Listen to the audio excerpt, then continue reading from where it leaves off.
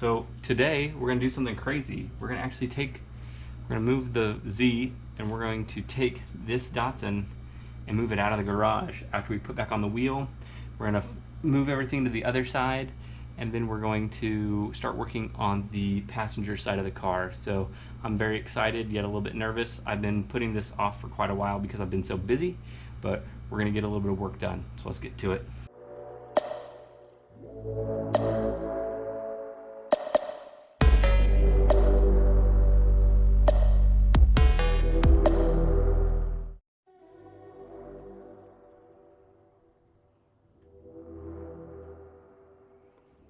The first thing I had to do was actually sweep up the entire garage, make for sure that everything was out of the way, and then start taking boxes out of the car itself. I had to take these boxes out because I couldn't even sit in the car, even though I don't have a seat in there.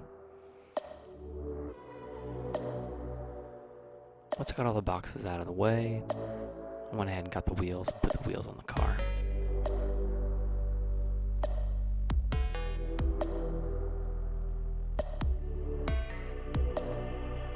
One of the dangers of having a project like this is whenever you let it sit for so long.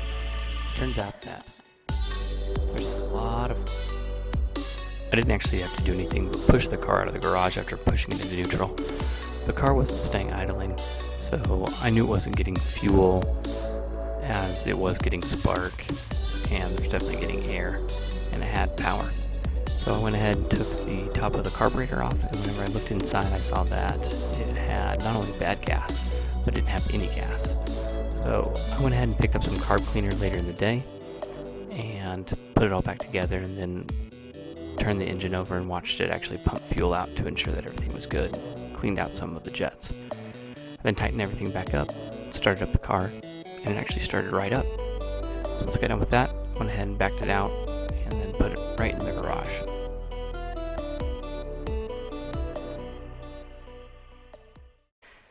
I'm actually on the passenger side of the car now. It's been a while. The car's been sitting and filled with boxes of cups for a laser business that I decided to start up in my free time because I've got so much free time.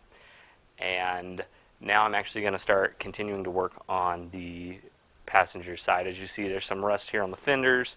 There's just as much rust back here on these quarters, and we're going to get to it. So today what I'm going to try to do is get the doors off, get the car cleaned out, and get to work. And let's go ahead and get to it. I've got my wicked awesome glasses on so I can see now. Thanks for watching, and if you want to see how the previous side went, I've got about 20 videos of the other side. Hopefully this one will take a lot less time and a lot less work, or just as much work, just a lot less learning, because I already sort of know what I'm doing, I hope. GoPro, stop recording. It turned out to be somewhat of an unnecessary step to remove the speaker, as I ended up clipping the wire anyway. That speaker is in bad shape. I'll have to go ahead and replace that whenever I put the car all back together, because I do want to be able to listen to music. The doors themselves are held on by 2 hinges, each of them with 3 12mm bolts. Getting a ratcheting end wrench or a really short socket is the best way to get those off. Then either having a friend or someone else to help you hold them up is usually a good way to keep you from hurting the doors. I then made for sure to screw the bolts back into the door so that way I don't lose them. Now I gotta clean all the crap out of the car that I've left in there. So much crap.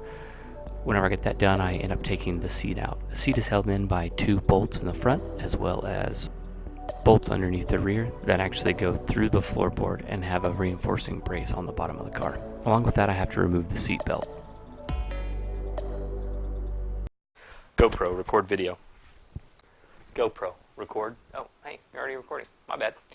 I now have the seats out of the car, and most of the interior is sort of out of the way.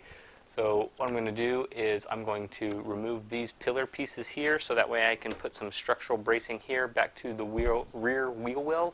I'm also going to start looking up in this area, the kick panel here, to see whether or not I need to replace anything. If not, I will also reinforce that, or that's where I'll tie into the front of the car. Once I get that done, I can then start cutting out these parts. I can tell you already that there has been right below you, the camera, you can see daylight through here. You can also see that there's been some level of a patch panel riveted in, as well as then gray taped around. I don't know if you can see that very well, but it's definitely not what you want to see. I mean, it's better than just a floor, I guess, or a hole out to the grate opening, but this will need to go away and be fixed. So I'm going to peel up as much as possible, see where the rust stops, because I can tell you right now, just by moving some of this around, I can see some daylight right there. So we're going to go on exploration and see how far deep this goes. But we were expecting this. This is the same as the other side where it was pretty crappy. So we will start chipping away and see where we need to replace to. Of note, under this floorboard is the fuel line. So don't just go willy-nilly cutting into the floor here. You need to make for sure that you remove the fuel line or move it out of the way or do something with it, because that's where the hard line is. Don't find yourself spilling gasoline all over the floor. I would say I learned the hard way, but I actually noticed it before I did that, and it was also on my list of things to do before moving forward. So now I've got that, we're going to go ahead and try to figure out where the extent of this rust goes. I will say this section actually looks quite a bit better than the driver's side, but back here it definitely does not. So let's get to it. The patch panel itself was held on by 2 rivets and gray tape. So once I popped the rivets and removed the gray tape, I was able to slip it right off. The Bondo underneath was insanely thick. We're talking up to a 1/2 inch to 3/4 inches in some places. Formed really well around the car and actually looked like it was bent metal, but it was not. This part is very satisfying to me whenever I start to remove the sound deadening. I love the way that it looks whenever you remove these chunks of old rubber.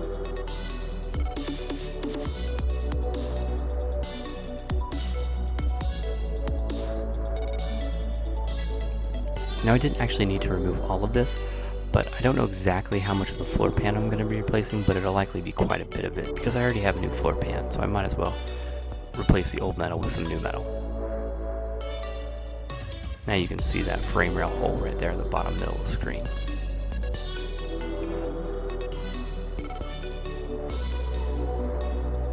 What you can't see very well in the back is that hole in the bottom right hand corner. You can just barely see daylight through it. That opens up quite large whenever I start poking around and cleaning up around it. So satisfying. Don't forget to remove your drain plugs. Much better.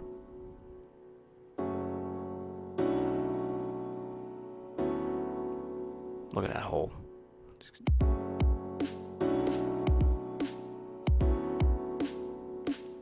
I decided to remove the fender so I could see the front end here, and something that I'll draw your attention to is just the amount of rust that comes out of this fender. Just watch it falling on the ground. Look at that. It's all from one spot.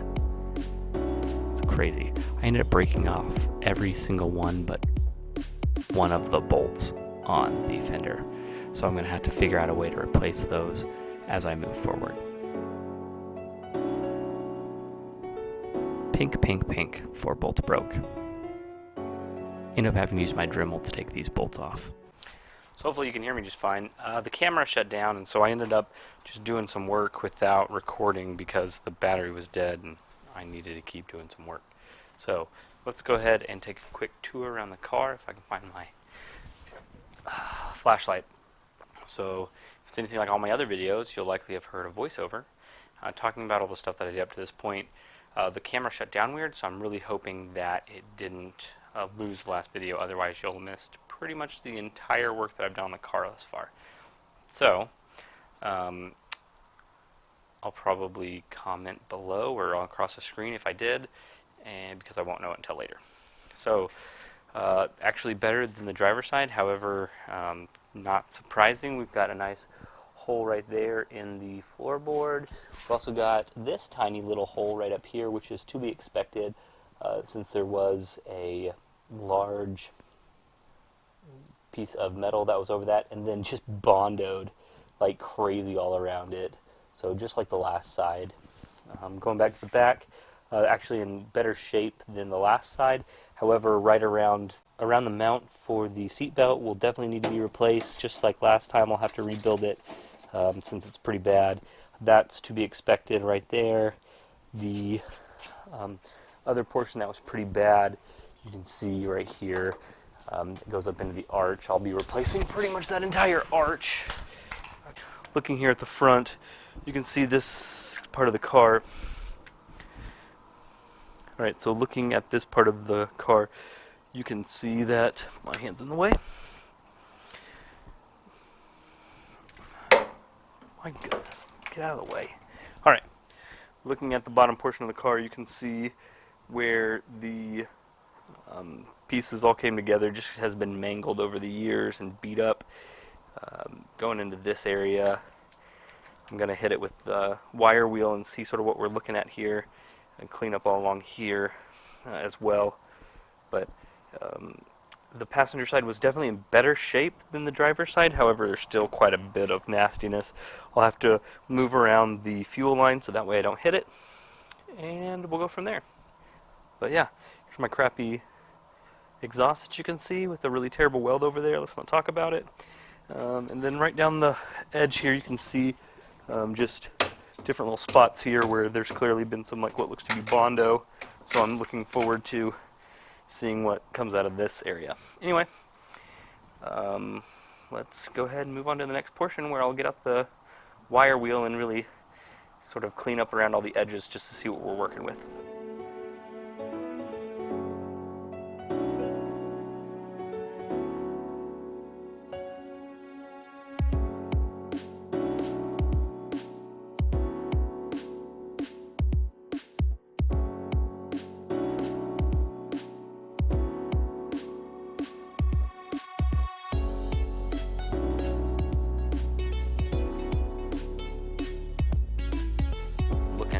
Again, very similar to the other side.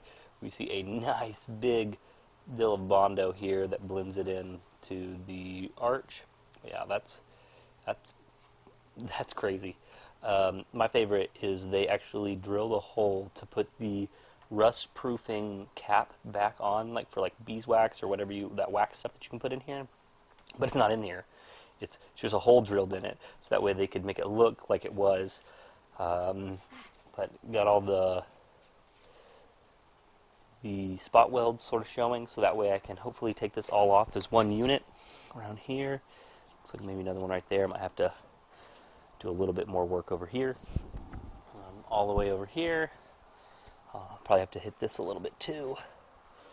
Then down over here, which this is looking a lot better than the other side was, where that was definitely more messed up, but I'll have to still get after that with the grinder as well. Now, something I noticed that I didn't notice on the other side, but went back and checked. The spring has been cut to the point where someone like gouged into here, so then I went and took a closer look, and a little bit maybe easier to see there. You can see the actual like cuts on the springs. So luckily I've already got new suspension for the thing, but yeah, it's been riding around on cut springs. Wonderful. Not the way I really prefer to do things. So, but yeah, lots of dust in the air. Remember to wear your respirators. I sure did, and I feel much better because of it. I got to take the wheels off, sort of give myself a little bit more access, and keep moving. But now that I sort of see the extent here, I'll go ahead and start working on this. I think probably the next thing I'll do is peel off this back piece here, all these side pieces right here, and then start looking at mocking up a frame so I can then cut out all this stuff. So yeah, I think next will be rocker panel, floorboards. I'll remake the last section of this, and we'll go from there. The metal tubing I use actually came from the other side of the car whenever I braced that side. So waste not one run, right? As I clean up the spot that I'm going to be welding, I'm looking at this car and realizing that as a unibody car, it's actually probably still pretty sturdy, especially with the rocker panels and everything that's currently attached. So this is really just adding a nice little extra brace that'll allow me to work on it with a little bit less nervousness about the way that works. So I end up trimming the piece where it fits the contour of the wheel well and then tacking it in place with my welder. The new welder is so much better than the old welder. just like using toe straps, you always need to look at your work and say, that's not going anywhere, which is what I did after I welded this up. Then put in the new panel to see how it fit. That's all I got done this evening, and it's going to be the end of this video. Thank you for watching up to this point. I appreciate you watching.